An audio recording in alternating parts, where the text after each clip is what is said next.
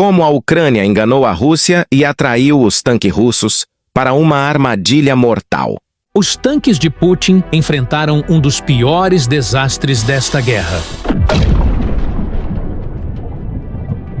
A Ucrânia, com inteligência e precisão, desmantelou uma ameaça brutal que poderia ter mudado os rumos do conflito. Putin havia montado uma contraofensiva com mais de 50 mil tropas, incluindo 10 mil norte-coreanos e tanques, prontas para esmagar a resistência ucraniana e retomar a região de Kursk, invadida pela Ucrânia. Putin acreditava que a vitória estava garantida, que seus tanques imparáveis esmagariam a resistência ucraniana, mas a Ucrânia estava um passo à frente e conduziu a Rússia para uma armadilha devastadora que dizimou os tanques russos.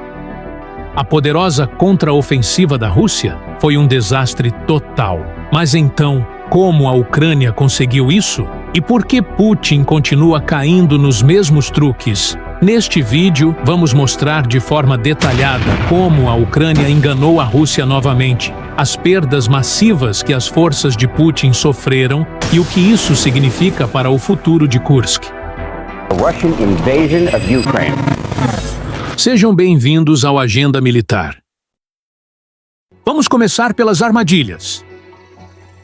Enquanto a Ucrânia esteja focada em estabelecer um ponto de apoio em grande parte da invasão de Kursk, a Rússia tem tentado criar uma posição para si mesma no lado leste do rio Snagost. O objetivo, é claro, destruir a cabeça de ponte da Ucrânia em Kursk, eliminando a rota de suprimentos para as tropas ucranianas que estão estacionadas no norte da região. E a Rússia tem tido algum sucesso com essa abordagem. A Ucrânia se retirou de posições fortificadas na floresta Olivsky de Kursk, com os soldados voltando para Mieloloknaya. Eles também se retiraram de Dereino, que fica logo depois do rio Snagost. Mas a Rússia queria mais. A força de Putin pretendem capturar todos os assentamentos que puderem ao longo do rio. Até agora, a Rússia não teve sucesso, pois o rio Snagosk serve como uma barreira natural. Foi por isso que a Ucrânia fortificou essa área. Do outro lado do rio, soldados ucranianos ocupam posições altas, podendo ver as forças russas se aproximando.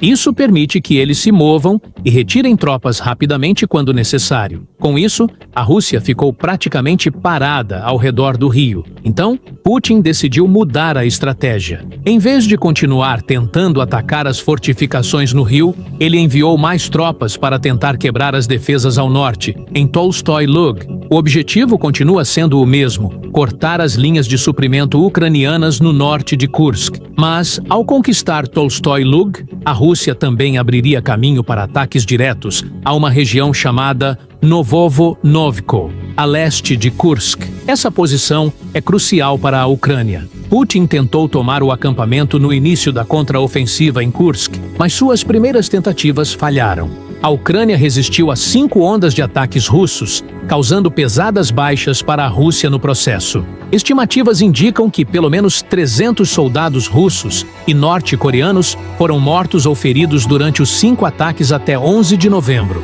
A Ucrânia também destruiu pelo menos 18 dos 29 veículos pesados que Putin havia enviado para essas ofensivas, mostrando que estavam bem preparados para enfrentar a ameaça. Em dezembro, Putin sabia que tomar Tolstoy Lug abriria caminho para ataques em Novodevnovka, pressionando as forças ucranianas na região. O ataque russo começou e, segundo a Euromaidan Press, a Rússia enviou vários veículos blindados de transporte de pessoal, APCs, para atravessar um grande reservatório no norte de Tolstoy Lug. O objetivo era atravessar o reservatório, permitindo que mais forças russas avançassem na região e pressionassem as tropas ucranianas. No entanto, a Rússia já havia tentado essa rota antes, em suas tentativas iniciais de retomar Novojevnovka, e a Ucrânia sabia que a Rússia tentaria novamente. A Ucrânia montou uma vigilância constante na região, utilizando drones equipados com câmeras térmicas para atuar como um sistema de alerta antecipado. Quando Putin enviou seus veículos blindados de transporte de pessoal,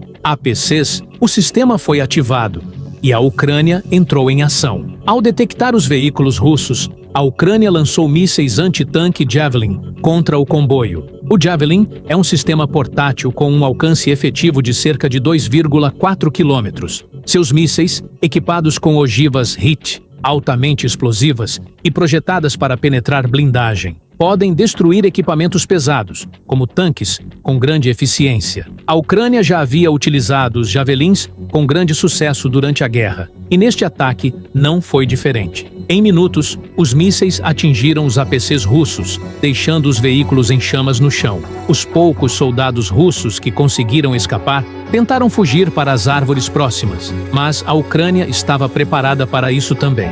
Drones de primeira pessoa, FPV, estavam posicionados ao redor do reservatório, permitindo que as tropas ucranianas localizassem e neutralizassem os soldados russos que estavam a pé, completando a destruição da primeira onda de ataque da Rússia. A verdade é que Putin não estava realmente tentando capturar Tolstoy e Lug.